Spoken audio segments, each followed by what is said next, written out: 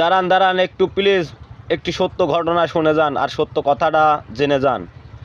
এই বাগানটায় পানি দেওয়ার খরচ ছিল 10 দিন আগে, কিন্তু 10 দিন পিছিয়ে গিয়েছি তেলের জন্য। এই মাঠে যখন আমি পানি দেবো তখন তেল আনতে যাব কিভাবে?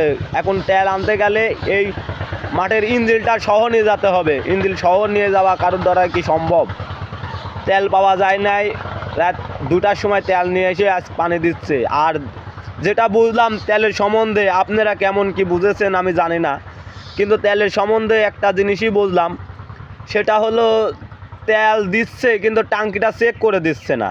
তাদের অর্ধেক ট্যাঙ্কি তেল আছে, তারপরেও তারা তেল নিচ্ছে, আর যাদের তেল নেই তারা তেল পাচ্ছেই না কোনো সময়।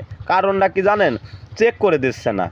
ড্রাইভিং লাইসেন্স নেই, গাড়ির লাইসেন্স নেই, অনটেস্ট গাড়ি নিয়ে আসি তেল নিয়ে চলে যাচ্ছে। কিন্তু যাদের মানে খুবই প্রয়োজন, ব্যবসা করে গাড়ি দিয়ে, যেখানে মানে অর্থ ইনকাম হবে সেখানে তেল দেওয়া হচ্ছে না, কিন্তু যারা বাতাস খেয়ে বেড়াচ্ছে তাদেরকে তেল দিচ্ছে।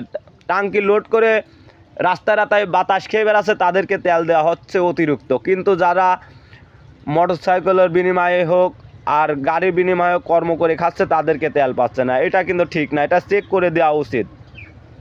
বিশেষ করে এই কথাটা সবাই বলুন এবং এই কথাটা সবাইকে পৌঁছা দেওয়ার ব্যবস্থা করুন। আসসালামু আলাইকুম।